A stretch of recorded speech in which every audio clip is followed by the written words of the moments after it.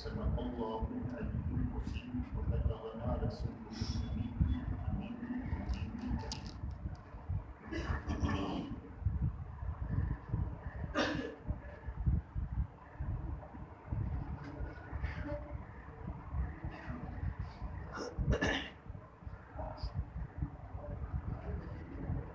ہمارے دین کی حقانیت کے یہ دونوں شاہد ہیں. ہمارے دین کی حقانیت کے یہ دونوں شاہد ہیں. معین الدین اجمیری و معین الدین جیلانی. عزیزان ملت اسلامیہ، آج کی اس محفل محبت میں گزشتہ کا جو موضوع تھا، سرکار دو عالم صلی اللہ علیہ وسلم کی آمد والے مہینے تک عید میلاد النبی کا موضوع تھا، لیکن آنے والے دنوں کی تیاری کی یہ ضرورت کے تحت چونکہ آج 11ویں شریف کی پہلی تاریخ ہو چکی ہے، انشاءاللہ العزیز عید کے دن پوری دنیا کے صحیح عقیدہ مسلمان 11ویں شریف کو شریعت کے دائرے میں رکھ کر کے اہتمام کے ساتھ منائیں گے.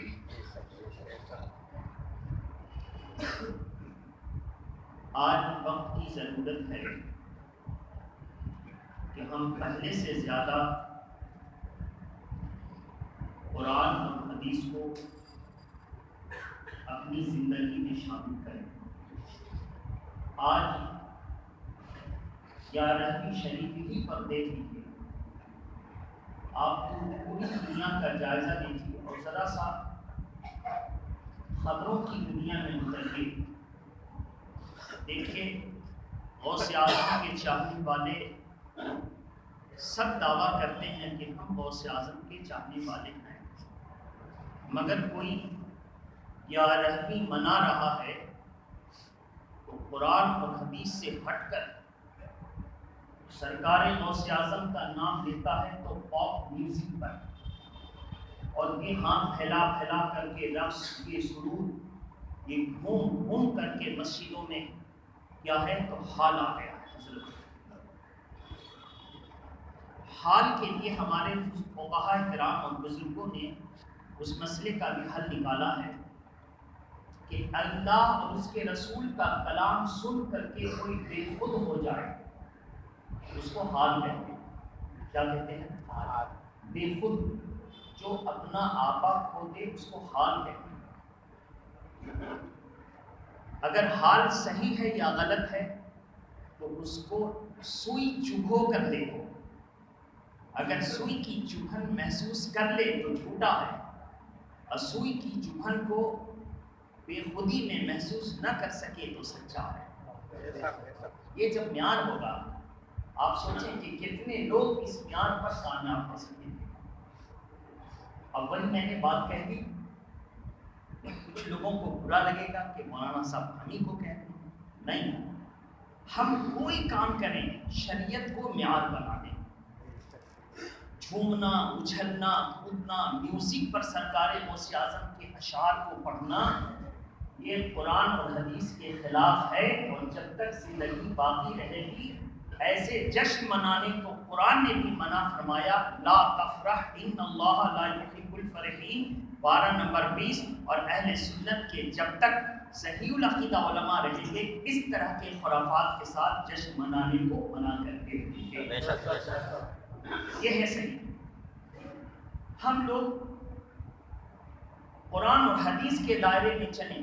عوام کا نظریہ یہ ہے کہ فلاں مزار شریف اتنا بڑا، مثال کے طور پہ خواجہ علی نواز، مثال کے طور پہ سید سالار مسعود غازی، مثال کے طور پہ حضرت سیدنا علاء الدین صادق کلیری، مثال کے طور پہ حضرت سیدنا نظام الدین محبوب الہی. ان تمام بزرگان دین کے مزار پر جو دھمال، شریعت کے خلاف ہما چوکڑی، اچھل کود، ہر طرح کے خرافات جو موجود ہوتے ہیں عوام سمجھتی ہے کہ اتنے بڑے کہ یہاں ہوا تو یہی صحیح ہے۔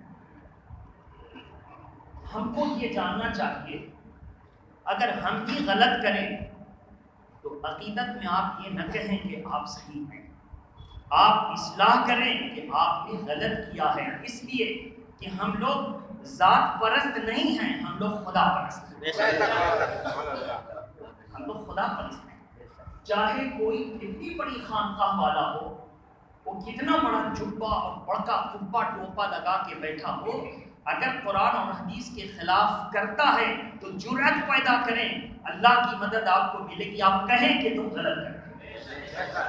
یہ جرأت جب آپ کے اندر ہوگی تو شریعت کے راستے پر آپ ہیں، نہیں تو اتنے بڑے پیر صاحب کیسے غلط کر سکتے ہیں، اتنی بڑی جامع مسجد کے امام صاحب کیسے غلط کر سکتے ہیں، اور اتنے بڑے مقررین حضرات کیسے غلط کر سکتے ہیں۔ ان کو معیار نہ بنایا جائے، معیار قرآن اور حدیث کو بنایا جائے۔ اس اپیل کے ساتھ اپنے گفتگو کو سماعت کریں، محبت کے ساتھ درود شریف پڑھیں۔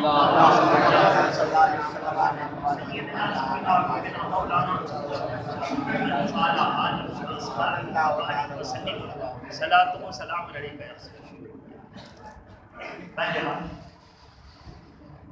عزیزان ملت اسلامیہ، سرکار غوث اعظم کون ہے ذرا دیکھیں، ان کی پوری زندگی کے امور کو سامنے رکھیں اور طے کریں کہ ہم جو کہتے ہیں غوث اعظم کا دامن نہیں چھوڑیں گے، اس جملے کے کہنے میں ہم سچے ہیں یا جھوٹے ہیں؟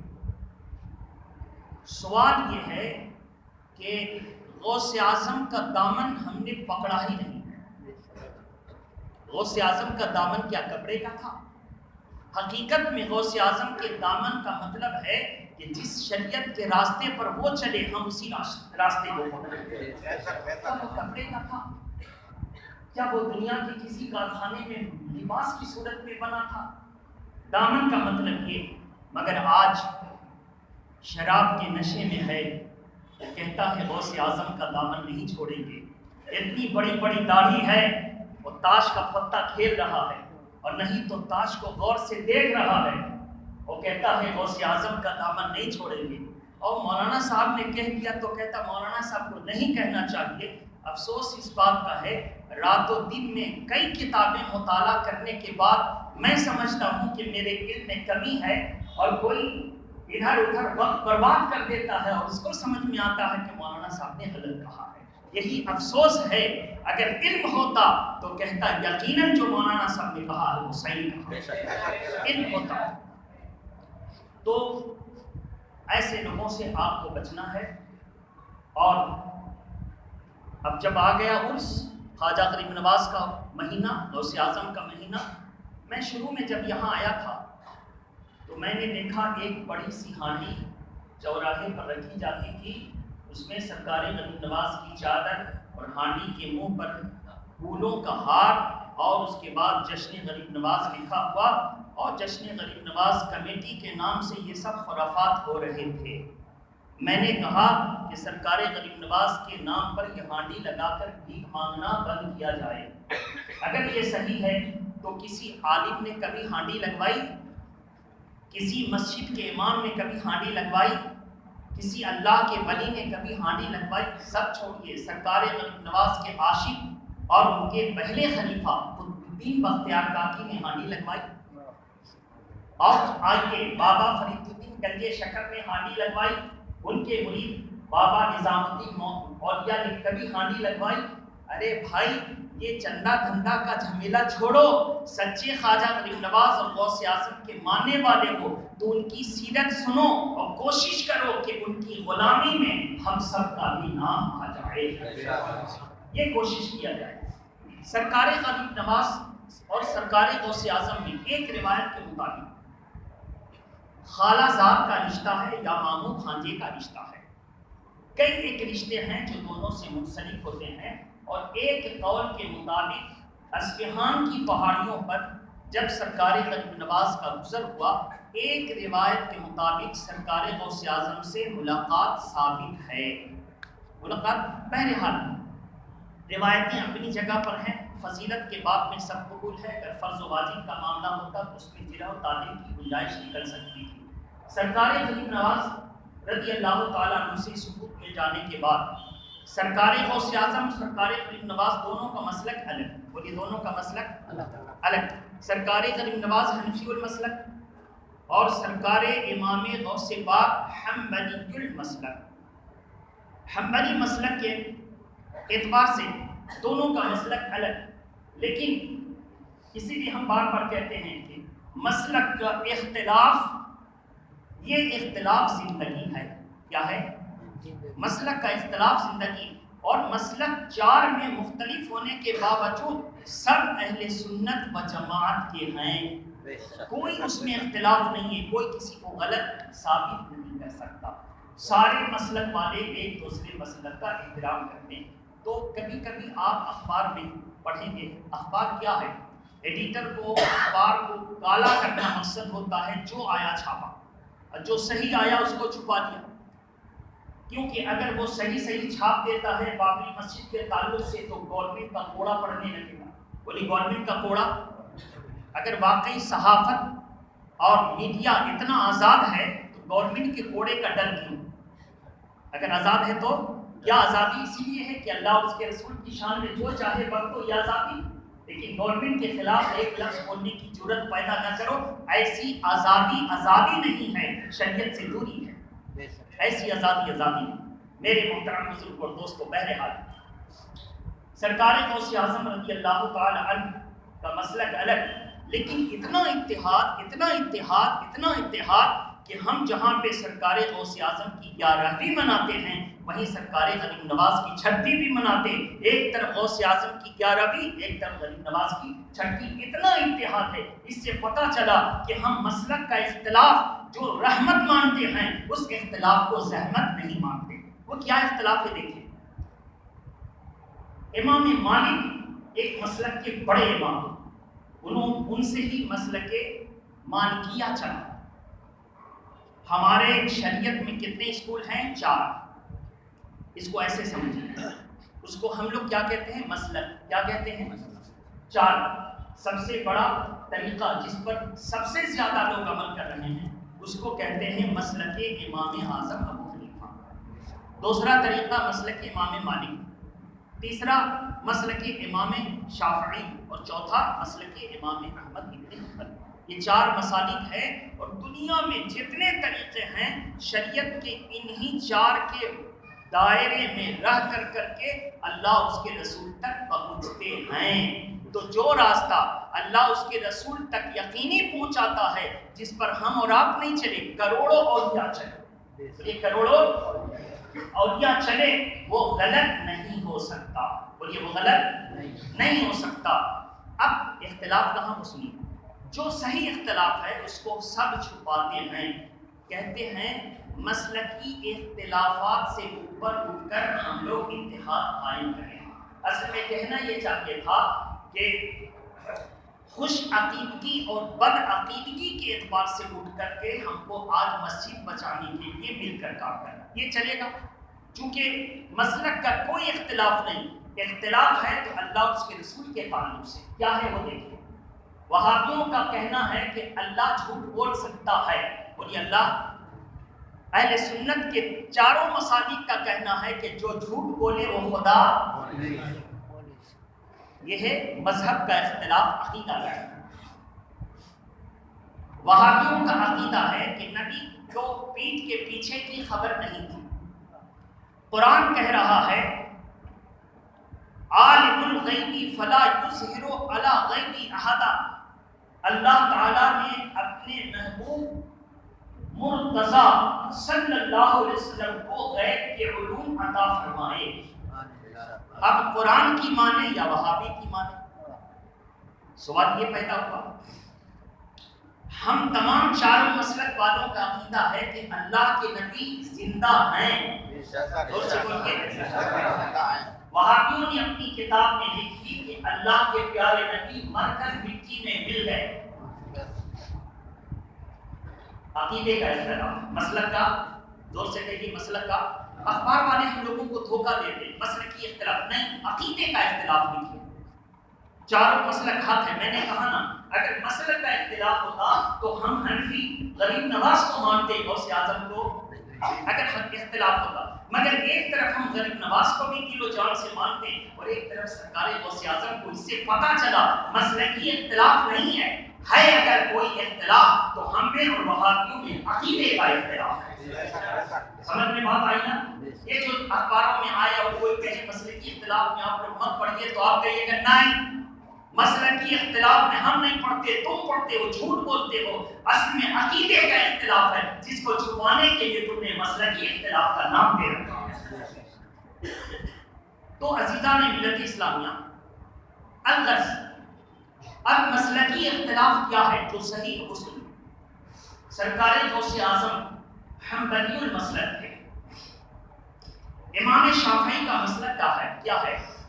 وہ فرماتے ہیں کہ اگر اللہ کے پیارے نبی صلی اللہ علیہ وسلم کی کوئی حدیث متواتر مل گئی تو اس پر میرے لیے عمل کرنا ضروری ہے، اور ایسی حدیث پر مسائل کا استنباط ہوگا تو ضروری قرار دیا جائے گا۔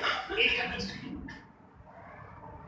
مفہوماً اللہ کے پیارے نبی صلی اللہ علیہ وسلم کے تعلق سے موطا امام محمد نے اور سی کتاب موطا امام محمد کی کلاس میں چلائی جاتی ہے علماء کی، اس میں صاف لفظوں میں ہے مفہوماً کہ اللہ کے پیارے نبی عطا سبا قطا قومی فتبالا وتبتا، اللہ کے پیارے نبی پیشاب خانے کی طرف آئے اور پیشاب کیا، پھر استنجا فرمایا، پھر وضو کے لیے صحابہ نے پانی پیش کیا وتوضا تو وضو کیا۔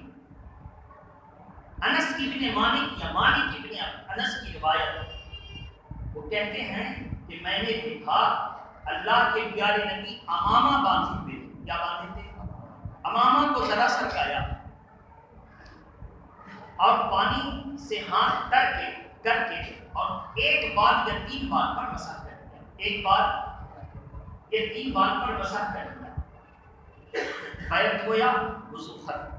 اس سے پتہ چلا کہ جب اللہ کے پیارے نبی نے ایک بار اور 3 بار پر مسح کیا تو ایک بار اور 3 بار پر مسح کرنے سے مسح کی فرضیت اتر جائے گی اور مسح ادا ہو جائے گا۔ قرآن مجید کا ارشاد پارہ نمبر 6، اور یہ پارہ نمبر 6، وَإِذَا قُمْتُمْ إِلَى الصَّلَاةِ فَاغْسِلُوا وُجُوهَكُمْ وَأَيْدِيَكُمْ إِلَى الْمَرَافِقِ وَامْسَحُوا بِرُؤُوسِكُمْ۔ اللہ نے فرمایا کہ اور جب تم وضو کرو تو سب سے پہلے چہرہ کو دھو، کیونی سمیت دونوں ہاتھ کو دھو اور اپنے سر کا مسح کرو۔ تو لفظ مسح کرو مطلق ہے، اتنا مسح کرو کہ اتنا مسح کرو کہ پورے سر کا مسح کرو قرآن میں نہیں ہے۔ یہ قرآن میں اب اس کی تشریح آپ کہاں سے لائیں گے؟ اس کی تشریح لائیں گے تو اپنے پیارے رسول اللہ کے عمل کو دیکھنا بات سمجھ میں آئی ہے؟ ایک دم آپ قرآن اور حدیث کے قریب ہو جائیں، رسول اللہ صلی اللہ علیہ وسلم کے عمل کو دیکھنا ہوگا۔ اب سنیے، اللہ کے نبی نے یہ نہیں فرمایا کہ تم ایک بار پر اور 3 بار پر مسح کرو۔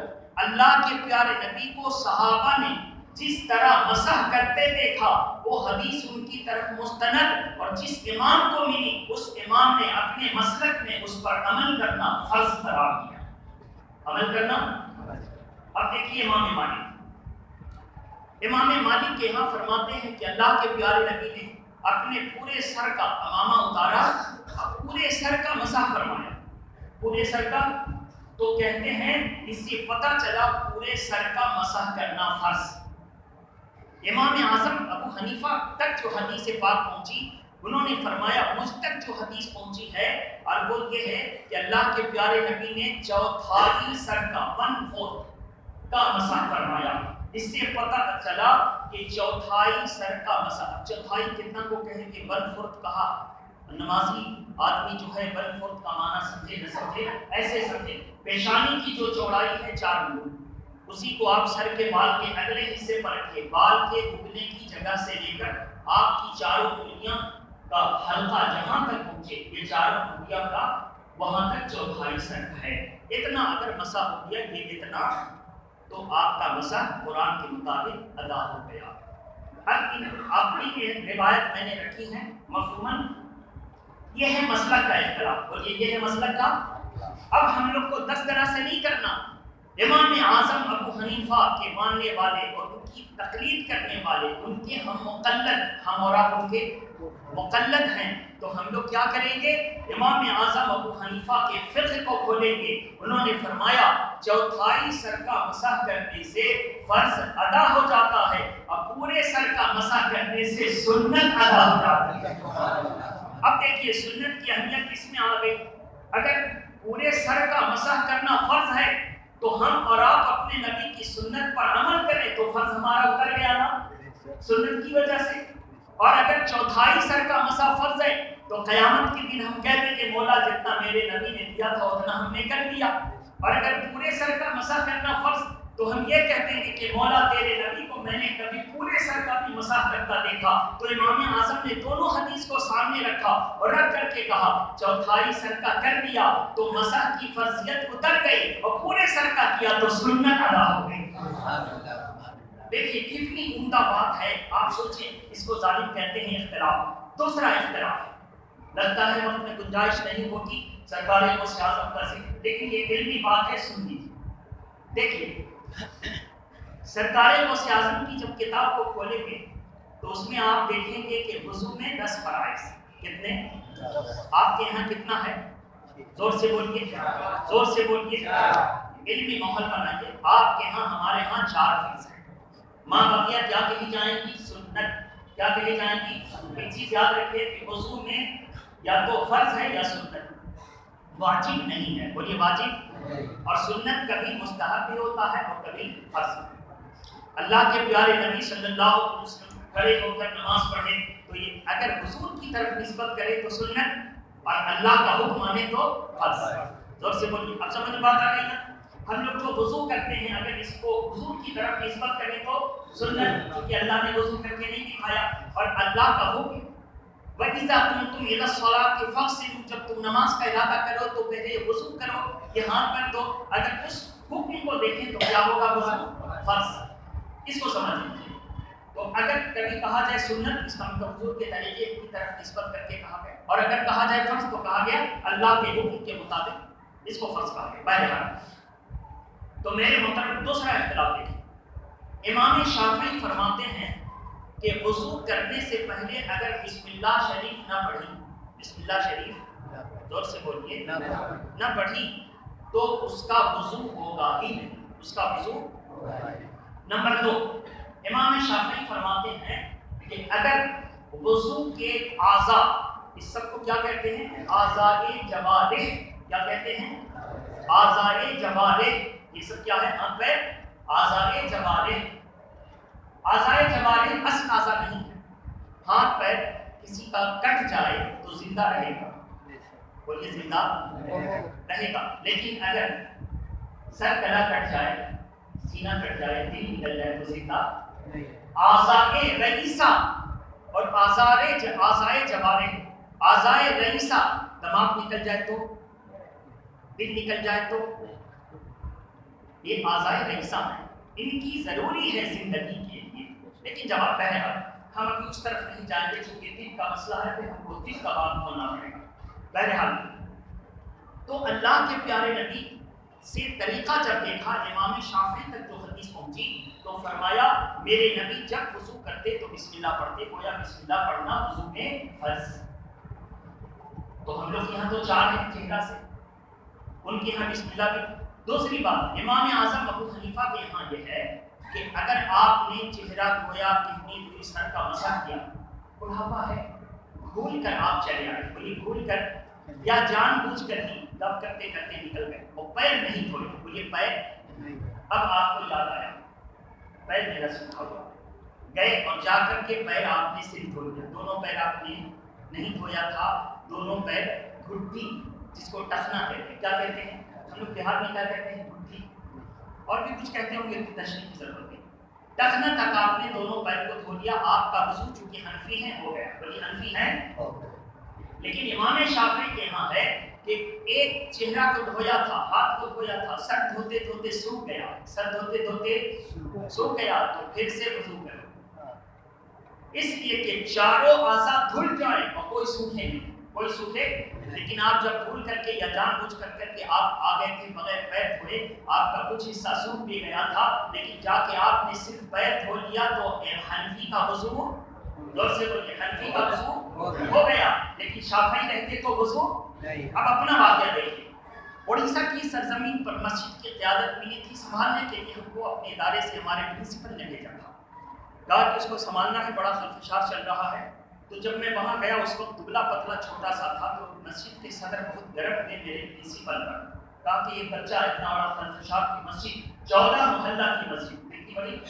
14 محلہ کی مسجد، کہاں پر؟ بھدرک جامع مسجد، بولیے بھدرک جامع مسجد۔ ممبر پر جب کھڑا ہوتا تھا تو دور کے لوگ ہم کو چھوٹے چھوٹے دکھائیں، بہرحال تو بڑے گرم ہوئے، کہا جمعہ ایک بار پڑھوا تو اللہ کا فضل اس کی شان کی، جمعہ میں نے پڑھایا تو صدر بڑے مالدار آدمی تھے، کبھی کبھی آتے تھے، انہوں نے ہم کو گودی اٹھا لیا، چھوٹے سے تھے، کہا کہ میں تو سمجھا تھا بچہ، لیکن ہم لوگ کا چچا نکلا، ایسی تشریح کرتا ہے کہ آپ سے سارا عوام ہمارا خوش ہے۔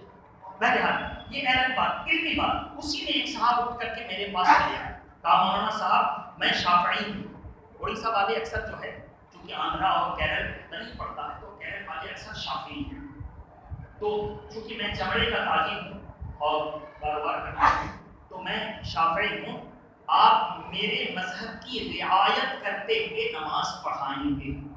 آپ جیسا آدمی ہوتا تو گھبرا جاتا، کوئی اور مولوی ہوتا تو کیسے آپ کی رعایت کریں؟ کہ آپ شافعی ہیں، آپ کا مسئلہ حل ہے۔ اب کیا ہے ان کے یہاں ہے کہ وضو کرنے کے بعد کسی عورت سے بدن سٹ گیا، قرآن کی آیت او لا مستم النساء، تو وضو فرض ہو گیا، وضو۔ اب قرآن کی آیت ایک جگہ، اور ہمارے ہاں ماں بہن کوئی بھی بیوی بیٹی سٹ جائے، کوئی عورت بھی بعد میں راستہ چل رہے تھے، امام صاحب مسجد آ رہے تھے نماز پڑھانے کے لیے، ہڑبڑاہٹ میں کوئی سٹ گئی تو وضو تو ٹوٹ جانا چاہیے، لیکن حنفی کا وضو، لیکن شافعی کا وضو، شافعی کا وضو ٹوٹ جائے گا۔ بہرحال امام اعظم نے کوئی اور تشریح کی ہے اور بڑی شاندار تشریح کی ہے اور دل کو خوش کرنے والی تشریح کی ہے۔ ہم نے کہا کہ پوری رعایت کر لیجیے، مسجد میں رہتا ہے ایسا کوئی مسئلہ نہیں پیدا ہوگا۔ کہا کہ میرے ہاں جو ہے دوسری شرط ہے کہ ایک حصہ نہ سوکھے، دوسرا چاروں حصہ دھل جائے، چاروں حصہ، تو اس کی بھی رعایت ہم کرتے، میرے ہاں سنت ہے، میرے ہاں۔ پھر اس نے کہا کہ ہمارے یہاں بسم اللہ پڑھنا، اور اس کی بھی رعایت کرتے، میرے یہاں سنت ہے، آپ کے یہاں ضروری، آپ کے یہاں، میرے یہاں سنت ہے۔ کہا کہ مولانا صاحب یقیناً ایک تو آپ جانکار ہیں، اور دوسری بات کہ اگر حنفی اپنی سنت پر عمل کرتے تو مالکی شافعی حنبلی سب کا امام بن سکتا ہے، سب کا امام، سب کا امام بن سکتا ہے۔ تو میرے محترم بزرگ اور دوستو، اسی وجہ سے سرکار غریب نواز ہندوستان میں آئے تو حنفی المسلک لے کر آئے، اور جب لے کر آئے تو چاہے کیرالہ کا رہنے والا ہو، چاہے سندھ کا رہنے والا ہو، چاہے ہند کا رہنے والا ہو، سب نے اپنا ایمان بنایا کہ حنفی کا مسلک دیکھو گے تو چاروں مسلک اس میں پوشیدہ ہیں، کسی کو کوئی اعتراض نہیں ہو سکتا ہے۔ تو ہمارا مذہب اتنا اچھا ہے، ہم انشاءاللہ آئندہ جمعہ سرکار غوث اعظم کی سیرت پر کہیں گے۔ ایک منٹ اور سماعت کر لیں، سرکار غریب نواز 470 ہجری میں پیدا ہوا، 470 ہجری میں، مثال فرمایا 561 ہجری میں، کل کتنے سال ہوئے؟ 91 ایئرس ہوئے۔ 91 سال تک رشد و ہدایت کا پیغام پوری دنیا میں نشر فرمایا۔ آپ کہیں گے کہ مولانا صاحب 91 سال میں تو پیدائش سے لے کر وفات تک تو یہ پیدا ہوئے تھے تبھی رشد و ہدایت کرنے لگے تھے، آپ جیسے سوچیں گے نا، ہارے ہارے پیدا ہوئے تھے تبھی میرے سرکار غریب نواز رشد و ہدایت کرنے، یہ کہنے سبحان اللہ۔ آپ دیکھیں سرکار غوث اعظم پیدا ہوئے اور رمضان کی پہلی شب، رمضان کی پہلی شب، اب رات تو گزر گئی، صبح صادق جب طلوع ہوئی، یعنی فجر کا وقت جب شروع ہوا، یعنی سحری کا وقت جب ختم ہوا تو دودھ نوش نہیں فرمایا۔